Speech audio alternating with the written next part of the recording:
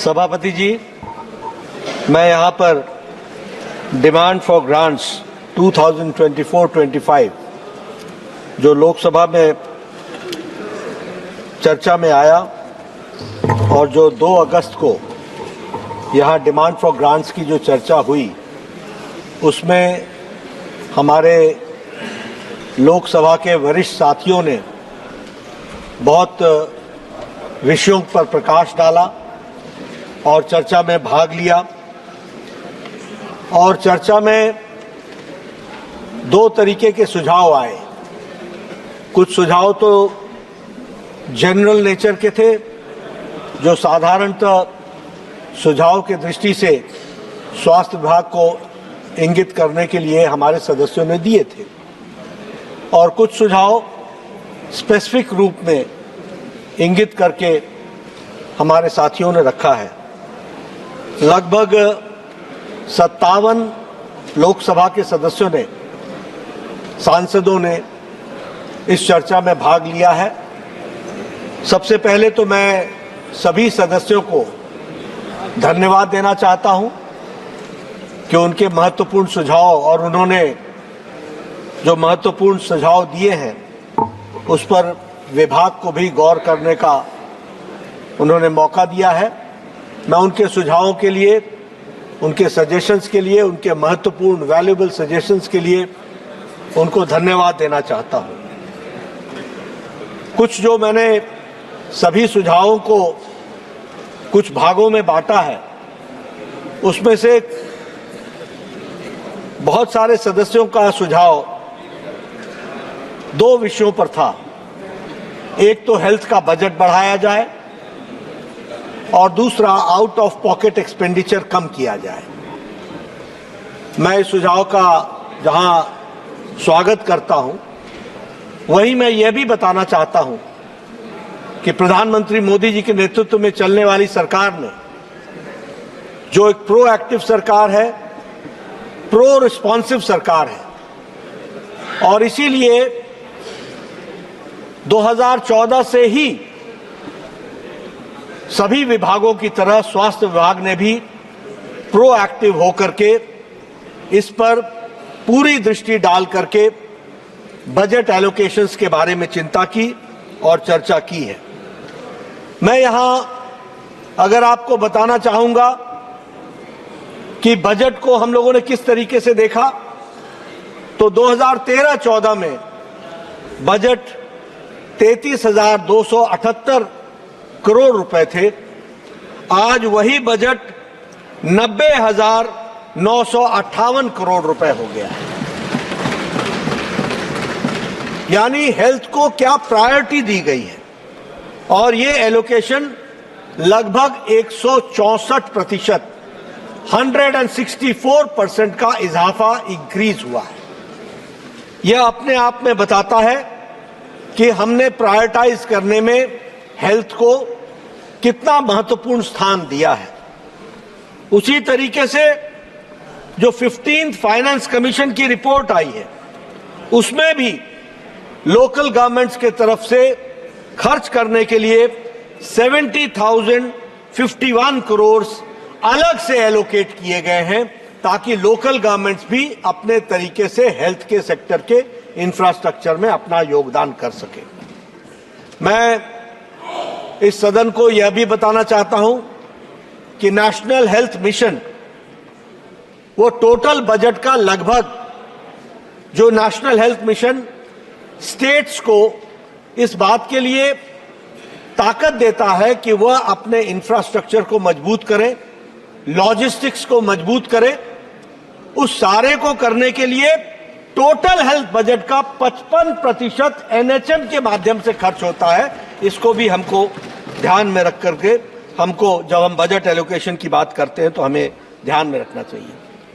प्रधानमंत्री पीएमएसएसवाई, उसकी बारे में अगर हम बात करें तो अभी तक पिछले 10 सालों में 13,900 करोड़ रुपए खर्च हुए हैं, और उसके माध्यम से भी हमने टर्शरी हेल्थ केयर को स्ट्रेंथन करने के लिए कार्य को आगे बढ़ाया है। जो हमने 2017 के अपने हेल्थ पॉलिसी में कहा कि हमारा 2.5% हेल्थ का बजट खर्च होगा। मुझे खुशी है आज ये बताते हुए कि हम तीव्र गति से उसमें आगे बढ़ रहे हैं और 1.1% ऑफ द जीडीपी से अब वो बढ़ करके 1.9% हो गया है, रीचिंग 2%, और उसको हम आगे बढ़ाने वाले हैं। कभी खुश तो हो जाइए दादा, कभी तो खुश हो जाइए।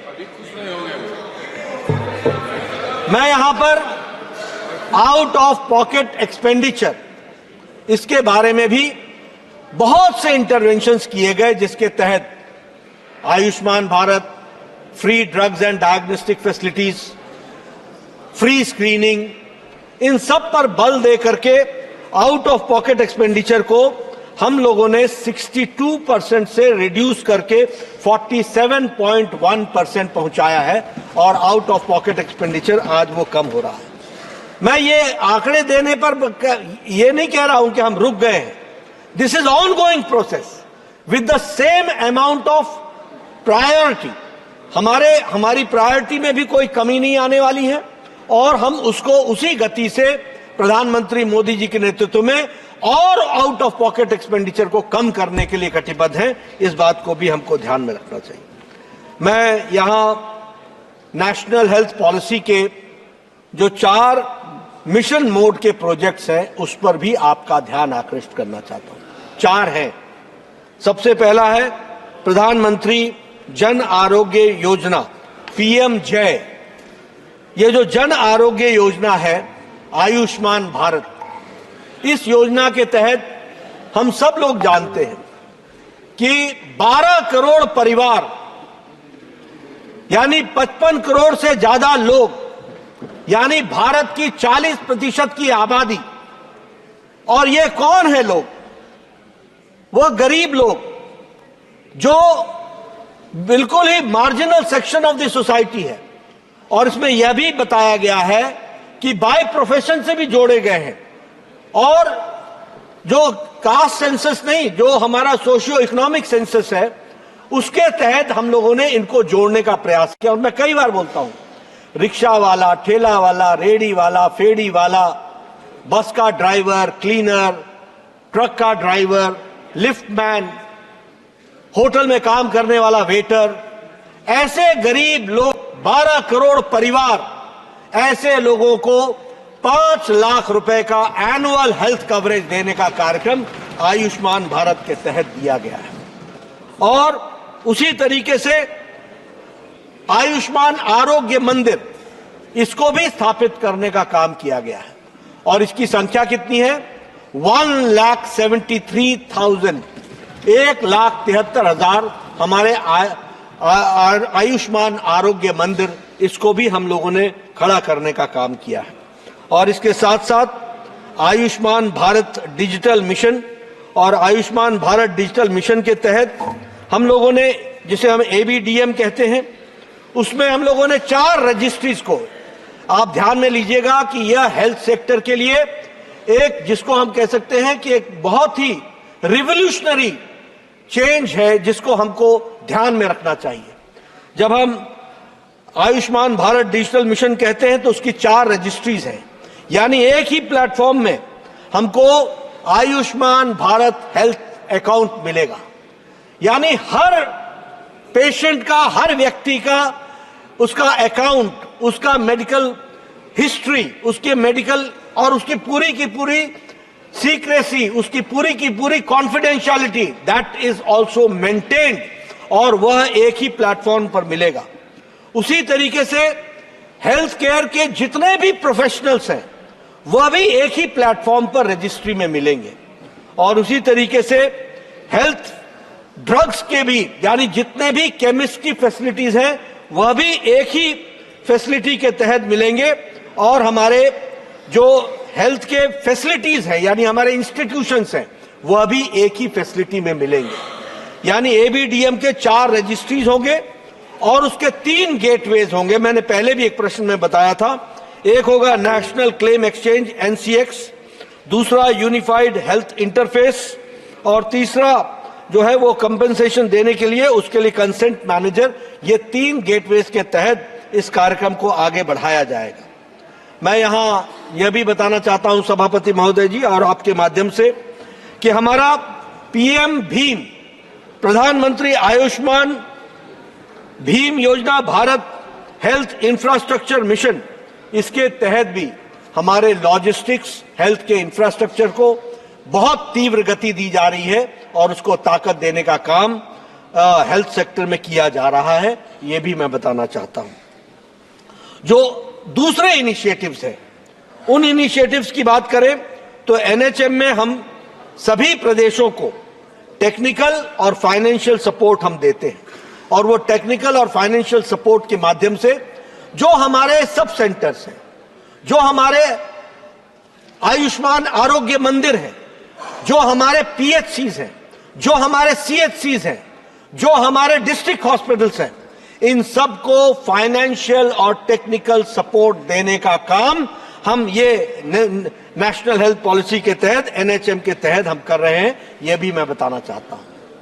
एक बात टर्शरी हेल्थ केयर में मैं जरूर बताना चाहता हूं, जिसमें एक बहुत लंबी छलांग टर्शरी हेल्थ केयर में लगाई गई है, वह मैं कहना चाहता हूं और मैं इस सदन के माध्यम से देश की जनता को भी बताना चाहता हूं कि जब जब एनडीए की सरकार आई है, हम लोगों ने टर्शरी हेल्थ केयर को भी जहां पूरी ताकत दी है, वहीं हम लोगों ने प्राइमरी हेल्थ केयर को भी पूरी ताकत दी है, यह भी मैं बताना चाहता हूं। जब एनडीए की पहली सरकार आई, उसके पहले एक एम्स होता था, all India Institute of medical sciences. जब अटल जी की सरकार आई तो 6 साल के अंदर 6 नए all India Institute of medical sciences खुले और आज मुझे खुशी होती है ये बताते हुए कि प्रधानमंत्री मोदी जी के नेतृत्व में आज 22 all India Institute of Medical sciences इनको अप्रूवल दी गई है। 18 ऑपरेशनल है और 4 अंडर कंस्ट्रक्शन है। इस तरीके से all India Institute of Medical sciences का काम चल रहा है। मैं all India Institute of Medical sciences पर यह भी आपको बताना चाहता हूं, जरा ध्यान, जरा जरा जरा धैर्य रखो, जरा जरा जरा धैर्य रखो, जरा धैर्य रखो। 22 में से 18 ऑपरेशनल है, 18 ऑपरेशनल है और 4 पर अंडर कंस्ट्रक्शन है। मैं यहां यह भी बताना चाहता हूं कि एक All India Institute of Medical Sciences, एक ऑल इंडिया इंस्टीट्यूट, बैठ जाइए, मैं सबको, I will get back to you, बैठिए। एक All India Institute of Medical Sciences 2000 crore से लेकर 1500 करोड़ से लेकर के 2000 करोड़ रुपीस एक पर खर्च हो रहा है। दूसरा recurring amount, please sit down sir, I am there to take care, please take सभापति जी, आपसे मैं संरक्षण चाहूंगा। मैं इनकी भावनाओं की कदर करता हूं, मैं इनकी भावनाओं की कदर करता हूं, मैं इनकी भावनाओं की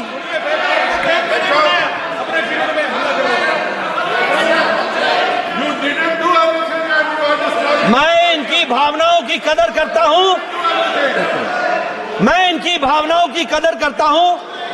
इनको भी इतनी शालीनता होनी चाहिए कि नरेंद्र मोदी जी द्वारा किए गए कार्यों की भावनाओं की भी कदर करें, इसकी इनको चिंता करनी चाहिए।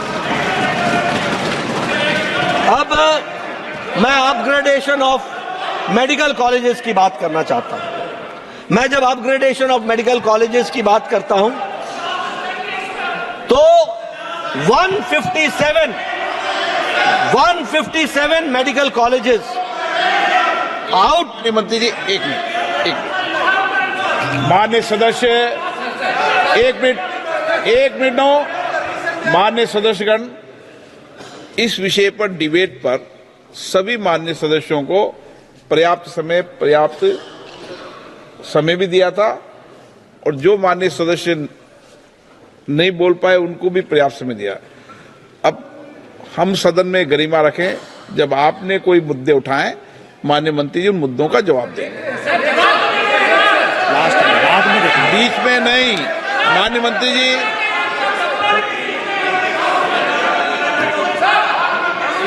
बीच में नहीं। देखिए, मैं सदस्यों से एक बात कहना चाहता हूं कि अगर राजनीति करनी है तो आप राजनीति कीजिए, अगर सच्चाई सुननी है तो मैं पूरी ईमानदारी से सारी बातें आपको बता रहा हूं, जिसको आपको सुनना पड़ेगा। 157 medical colleges, 157 medical colleges in one go. और मैं आपको यह भी बताना चाहता हूं कि 387 मेडिकल कॉलेजेस इस देश में थे और आज 731 मेडिकल कॉलेजेस हैं। 731 मेडिकल कॉलेजेस हैं। और यहां अगर मैं यूजी सीट की, please sir, please sit down, let me answer. Now sit down, Raghavan. I know what you want to say. Please. Oh, Deb. Oh, my MP, please sit down. I'm talking something very serious. तो मैं ये बताना चाहता हूं, UG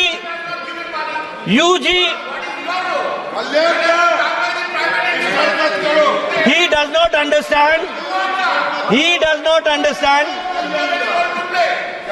The member, the honorable member, such a senior member, does not know that this is under PMSSY, which is from the central budget. And now I would like to say about the undergraduate seats.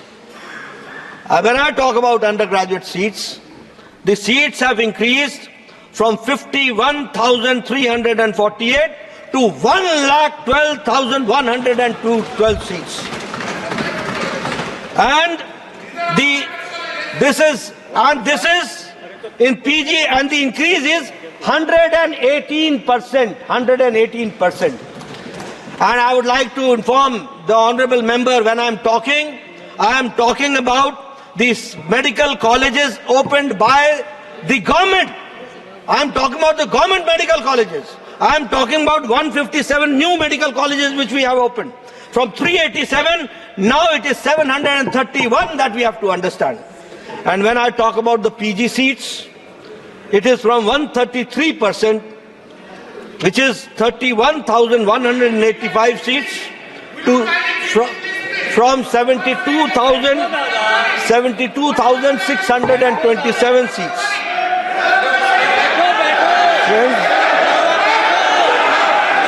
Friends,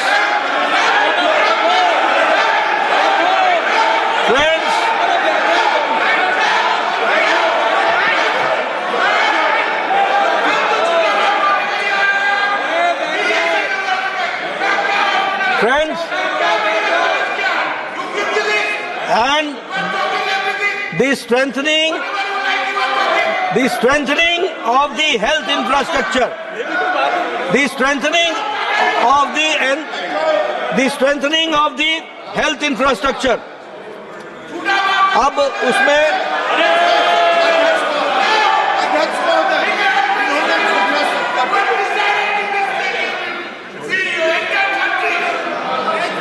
strengthening of the infrastructure. मैं कुछ नहीं जा रहा, please. अगर मैं कहूं तो rural area में सब सेंटर्स 14,255 बनाए गए हैं, 14,255, which is an increase of 9.4%. उसी तरीके से PHC 2,106, which is an increase of 8.6%, और CHCs 899, which is an increase of 17.33%. मैं अगर अर्बन एरियाज की बात करूं तो 1,869 ये PHCs बनाए गए हैं। 107%, CHCs 233%, मैं इनको लिस्ट भिजवा दूंगा। I will send you the list mister Kalyan Banerjee. No please seat.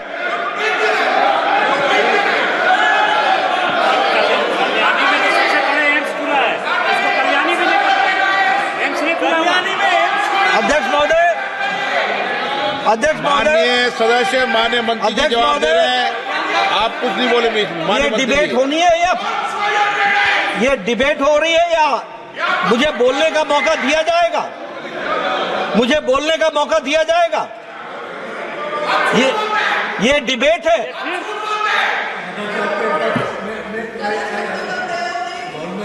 No, मैंने मंत्री जी इनको अलाउ नहीं किया, आप तो बोलिए।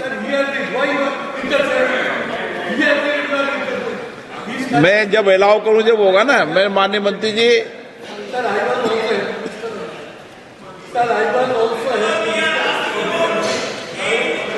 सर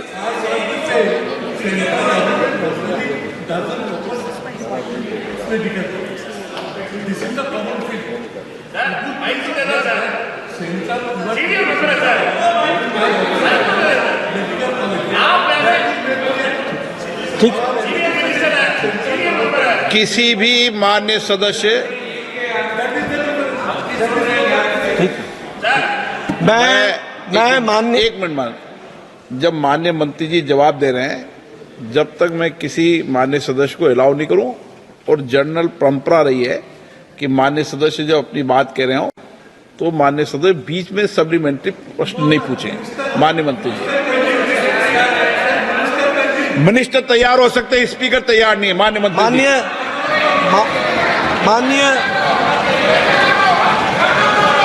माननीय अध्यक्ष जी,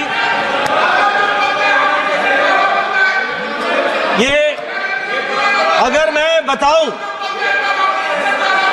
मुझे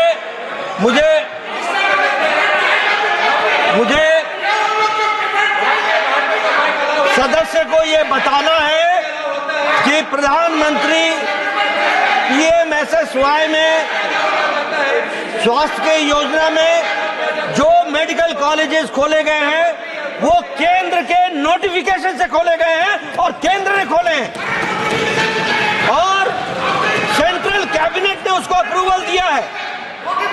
और ये बहुत पढ़े लिखे सदस्य हैं, इनको मालूम नहीं है what the scheme of PMSSY is. The PMSSY scheme gives all India Institute of Medical Sciences and PMSSY gives new medical colleges and PMSSY gives super specialty blocks and all is determined by the central government headed by Narendra Modi ji. इस बात को भी हमको ध्यान में रखना चाहिए। मित्रों, मैं अगर बात करूं सब डिविजनल हॉस्पिटल्स की, वो 172 यानी 25% का इंक्रीज है। डिस्ट्रिक्ट हॉस्पिटल्स 48 7.5% का इंक्रीज है। और जब मैं आयुष्मान आरोग्य मंदिर की बात करता हूं तो 1,73,000 आयुष्मान आरोग्य मंदिर बनाए गए। 39,724 न्यू कंस्ट्रक्शंस हो रही हैं और 58,000 का अपग्रेडेशन किया गया है।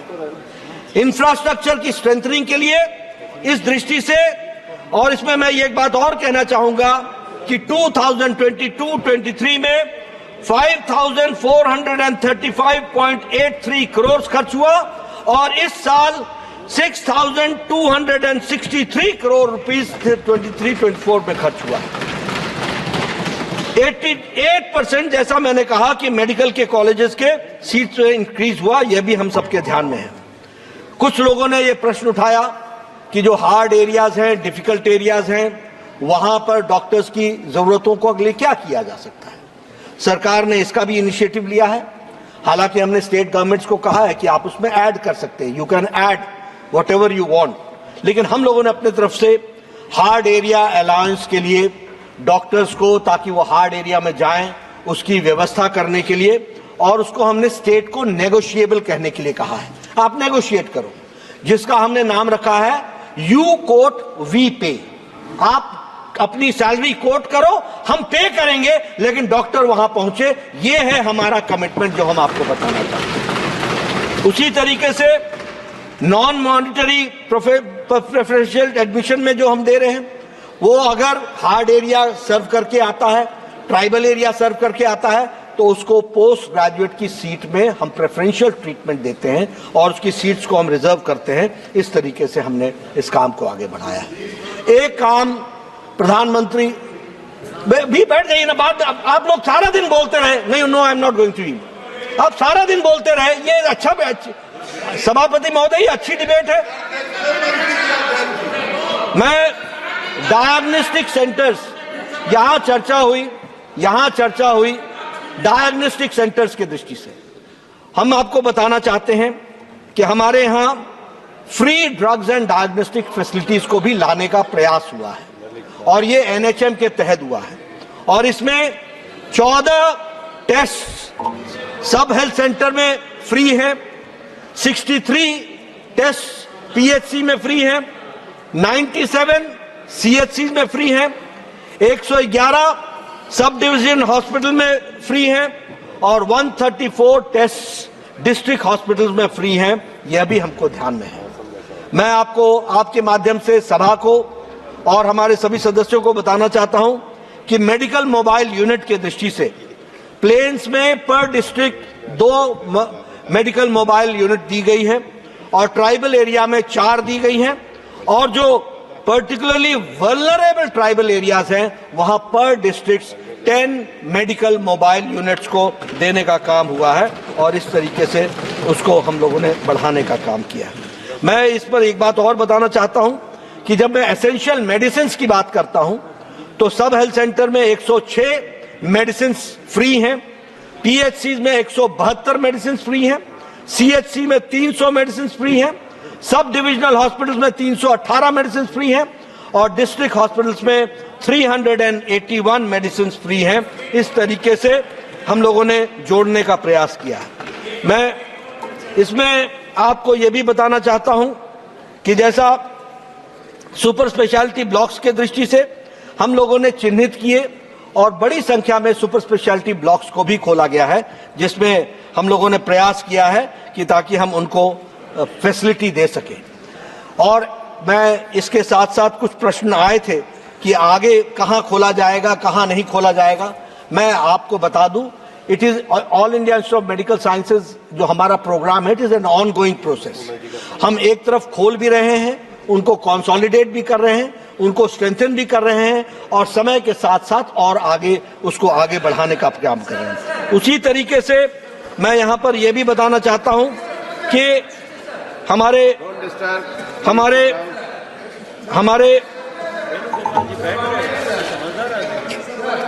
आयुष्मान भारत के बारे में काफी चर्चा हुई। Venugopal please, I respect your sentiments, I understand and I respect your sentiments. So, now I am the minister. Now I am the minister. Please. Ayushman Bharat में हमने जिस स्कीम को चलाया है, मैं यहाँ हाउस को बताना चाहता हूँ। जब मैं 2014 में मोदी जी के नेतृत्व में जब सरकार आई, उस समय वर्ल्ड हेल्थ असेंबली में चर्चा होती थी यूएचसी की, यूनिवर्सल हेल्थ कवरेज की। और जब ये यूनिवर्सल हेल्थ कवरेज की चर्चा होती थी तो ऐसा लगता था जैसे शायद भारत इसके बारे में कभी सोच भी नहीं रहा है कि हम यूनिवर्सल हेल्थ कवरेज दे सकेंगे। लेकिन मुझे खुशी है कि आज प्रधानमंत्री मोदी जी के नेतृत्व में world's largest health coverage programme हुआ है, तो वो आयुष्मान भारत में हुआ और इसको एक्सपैंड करने के दृष्टि से जहां आशा वर्कर्स से लेकर के आंगनवाड़ी हेल्पर से लेकर के अन्य वर्कर्स को जोड़ने का प्रयास हुआ है। आज 35 करोड़ लोगों को इसका आयुष्मान का कार्ड बन चुका है, 12 करोड़ परिवारों को जोड़ा गया है, 55 करोड़ लोगों के लिए यह आयुष्मान भारत का कार्यक्रम दिया गया है। 7.37 करोड़ हॉस्पिटल एडमिशंस सिर्फ आयुष्मान भारत में हो गए हैं, 7.37 करोड़ और 1 लाख करोड़ ऑथराइज हुए हैं, जिनको हम लोगों ने 1 लाख करोड़ का हम लोगों ने पेमेंट किया है उसको भी हम आपके ध्यान में लाना चाहते हैं। उसी में जो एम्पैनल्ड हॉस्पिटल्स हैं वो 29,000 हैं और उसमें से 12,600 ये एम्पैनल्ड हॉस्पिटल्स हैं, ये भी हमको ध्यान में रखना है। 40% जो है आयुष्मान जो है वो हॉस्पिटल एडमिशंस में विमेन हैं। 48% आयुष्मान कार्ड के जो लाभार्थी हैं उसमें विमेन हैं, उसको भी आप सबके ध्यान में लाना मेरी आवश्यकता है।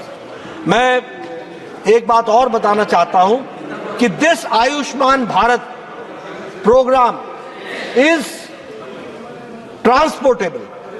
एक कोई व्यक्ति वेस्ट बंगाल का रहने वाला है, उसका कैंसर का इलाज टाटा मेमोरियल हॉस्पिटल मुंबई में हो रहा है, तो आयुष्मान भारत का पेमेंट वाया कैलकाटा नहीं जाएगा, वो सीधा टाटा मेमोरियल हॉस्पिटल को पहुंच जाएगा। और इस तरीके की संख्या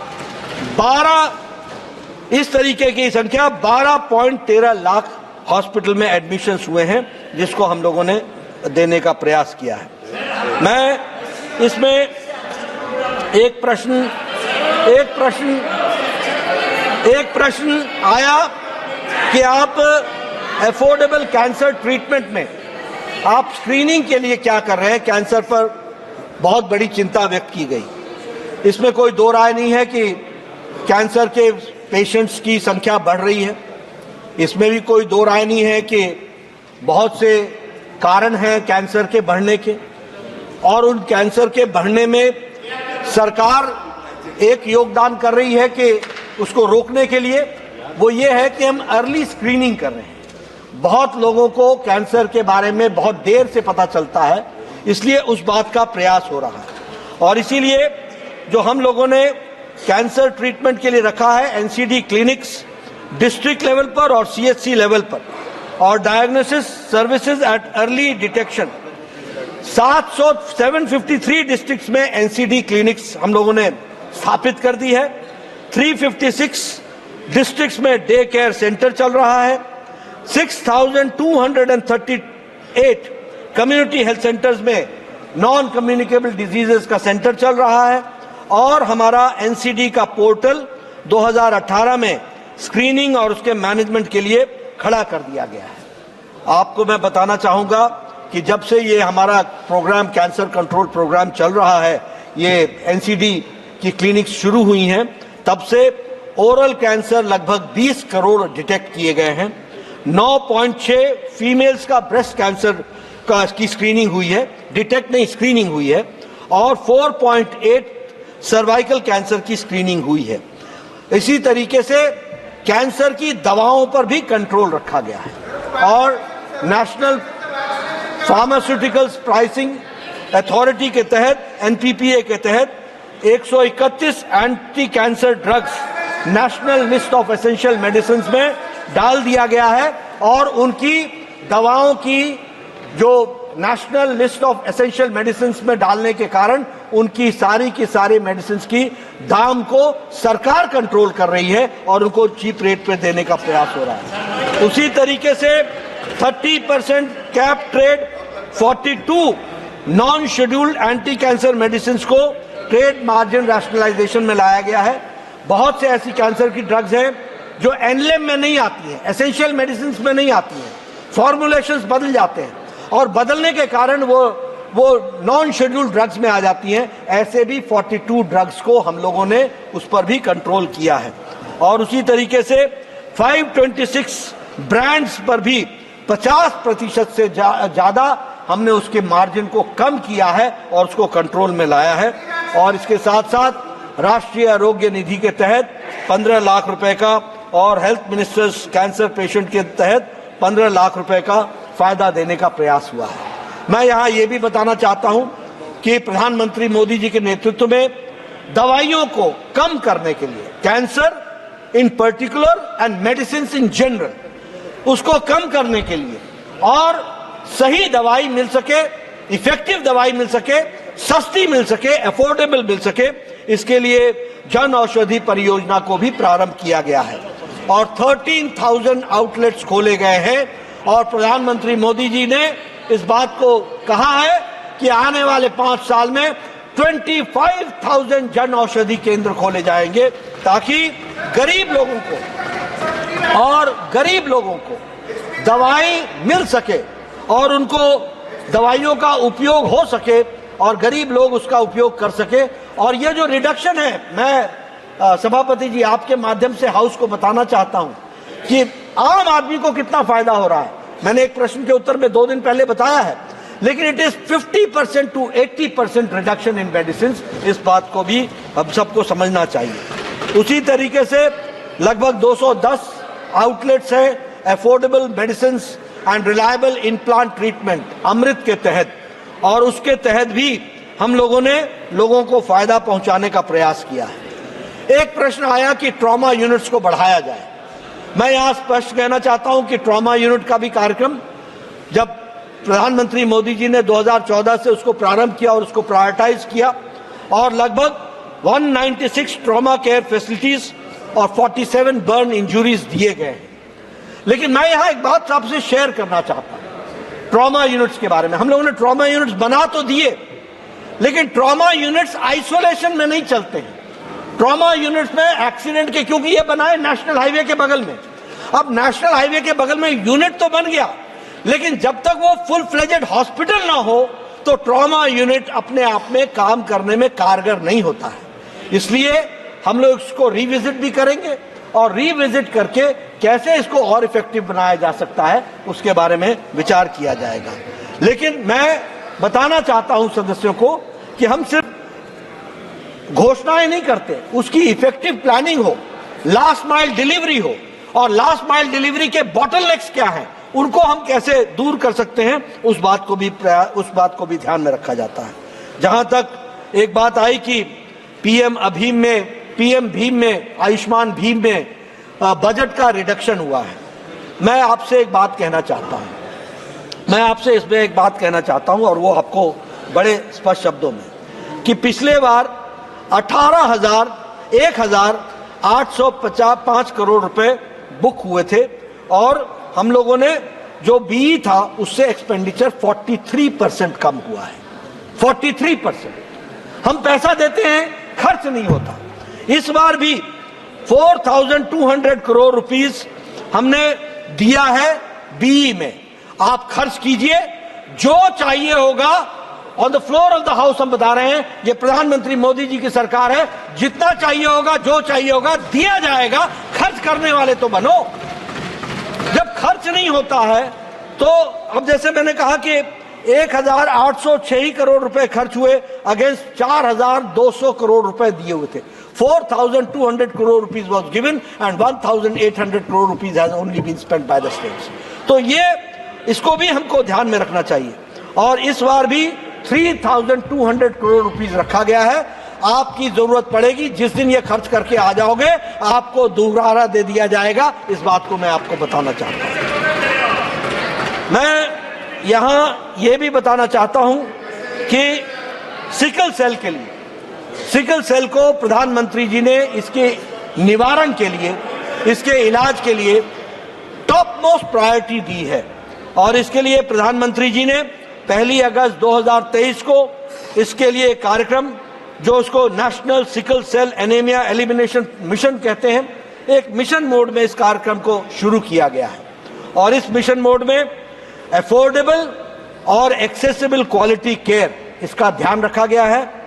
अवेयरनेस के लिए, अवेयरनेस क्रिएट करने के लिए हम लोगों ने हेल्थ सेंटर्स में स्पेशल प्रोग्राम्स को लिया है और इसके स्क्रीनिंग के लिए हम लोगों ने स्पेशल प्रायोरिटाइज करके जोर दिया है। 7 करोड़ लोग हैं जिनको अभी तक इस प्रोग्राम के तहत 2025-26 तक उनके 7 करोड़ की स्क्रीनिंग हो चुकी है। इस तरीके से हम काम कर रहे हैं। नहीं, 7 करोड़ का टारगेट रखा है और 3 करोड़ 85 लाख लोगों की स्क्रीनिंग हो गई है। 7 crore was the target and 3 crore 85,000 has been done. इस तरीके से किया जा रहा है। लगभग 1 करोड़ 29 लाख सिकल सेल ये बन करके, ये इनके कार्ड्स बन करके तैयार हो गए हैं। इस तरीके से प्रोग्राम चल रहा है। मैं सदन को इस बात को भी बताना चाहता हूं कि on the prevention side, vaccination में हम लोगों ने 2014 में दिसंबर में इंद्रधनुष का कार्यक्रम मोदी जी के नेतृत्व में शुरू हुआ था। आज आपको जानकर के खुशी होगी कि 12 फेजेस में ये मिशन इंद्रधनुष हमारे बच्चों को टीकाकरण हो गया है और 5 करोड़ 46 लाख बच्चे और 1 करोड़ 32 लाख प्रेग्नेंट वुमेन इनको वैक्सीनेट किया गया है फेजेस में और इस तरीके से इसको आगे बढ़ाया गया है। मैं हाउस के साथ इस बात को भी शेयर करना चाहता हूं कि कोरोना आया था, बहुत से लोगों ने वैक्सीनेशन के बारे में बात की। मैं सभापति जी आपके माध्यम से सदन को बताना चाहता हूं, इस देश ने 20 से 25 साल ले लिए ट्यूबरक्लोसिस की दवा को नेशनल प्रोग्राम बनने में। इस देश ने टेटनस को नेशनल प्रोग्राम बनने में 20 से 25 साल ले लिए। इस देश में जापानीज इंसेफ्लाइटिस को नेशनल प्रोग्राम बनने में 100 साल ले लिए। लेकिन कोरोना 2020 की जनवरी में पहला केस डिटेक्ट हुआ था। 2020 के अप्रैल में मोदी जी ने टास्क फोर्स बैठाया था और 9 महीने के अंदर एक नहीं 2 इंडिजिनस वैक्सीन बना करके दी। ये है मोदी जी के नेतृत्व में बदल रहा भारत। कैसे बदल रहा? जो 20-20 साल 100-100 साल दवाइयों के लिए इंतजार करते थे, आज 9 महीने के अंदर। और कितनी वैक्सीनेशन हुई है? 220 करोड़ 222 करोड़ डबल डोज।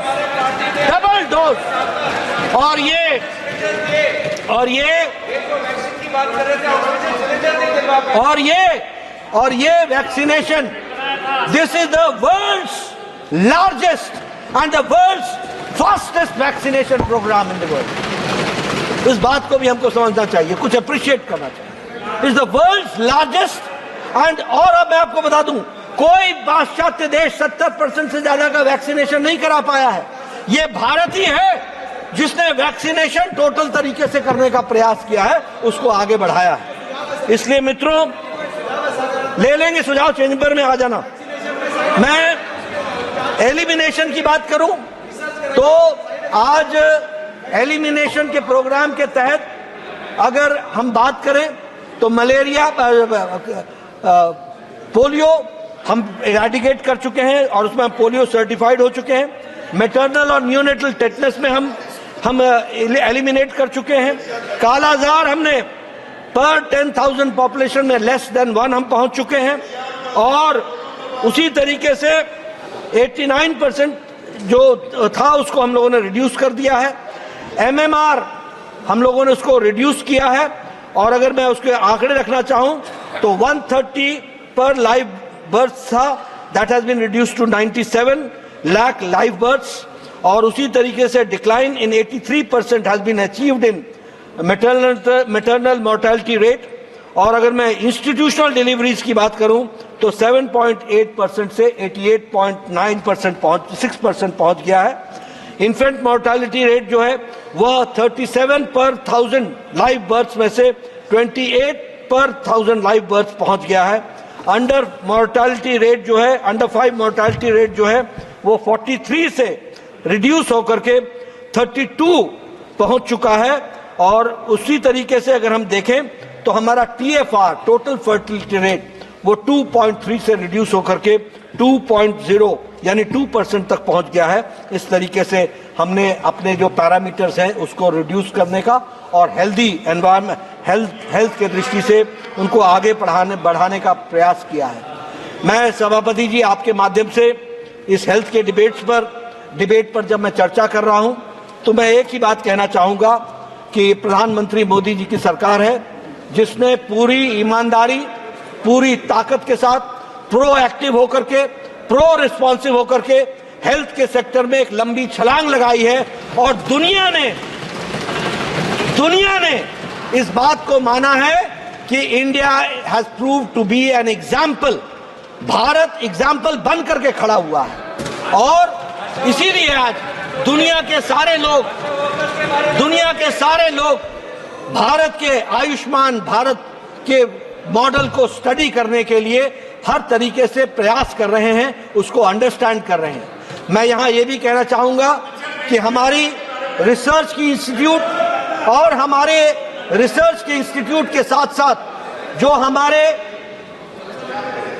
हमारे वायरल इंस्टीट्यूट्स हैं, वो भी वर्ल्ड स्टैंडर्ड्स की हैं और वर्ल्ड स्टैंडर्ड्स की ओर हम बनाने के लिए अग्रसर हैं।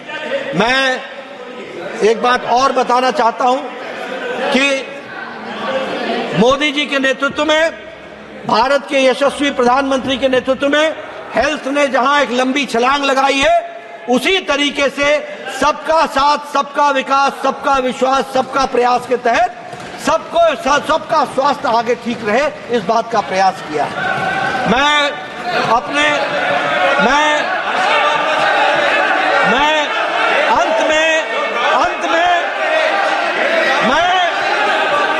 अंत में अपने बुद्धिजीवी दोस्तों को,